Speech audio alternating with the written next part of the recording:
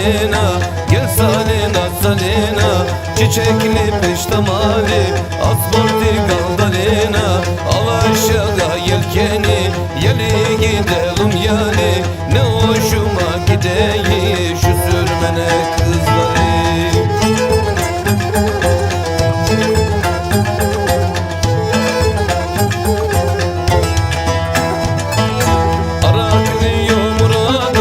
Gidelim Trabzon'a, Araklı yağmuradan gidelim Trabzon'a. Trabzon'un feneri o iki yana döneyi, baktım Ege vapuru limana mi eneyi, endiye gel limana, yandan iskandil attı, tamam etti kulaca, demirini bıraktı. O gün akşama kadar yolcu seni hep aldı, ben de atladım ola, sabah karşı kalktı.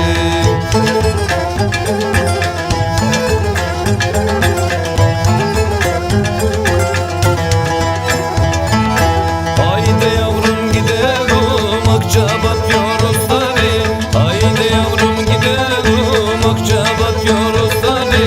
Beklezetli tatlıdır da şu vak bir kebir yağı, ne lezzetli tatlıdır şu vak bir kebir yağı.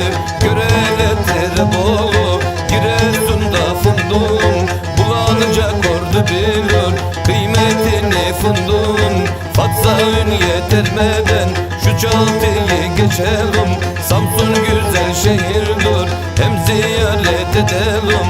Gel da Sinop suyundan doya doya içelim.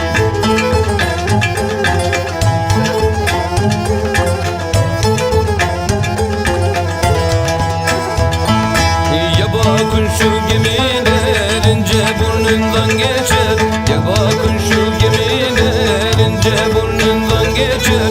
İnce öyle incedir da hep kaptanları seçer. Kerempe fenerini akşam üzeri geçtik, bir siz kapladı bizi, Zonguldak'ı zor seçtik. Ah Zonguldak Zonguldak, sen de dur hep onurum, toprağına bereket, altın olsun kömürün.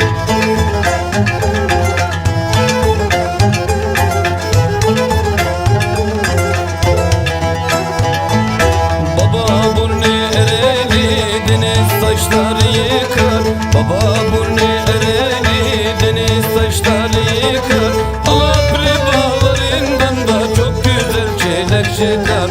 Geldi kuşaklar geldi, biraz oran tepelim, aga döndük feneri, güzel Boğaz'a bakın. Geldik biz İstanbul'a, İstanbul'un feneri, bir yanıp bir söneyi, İstanbul'u gösteren köprü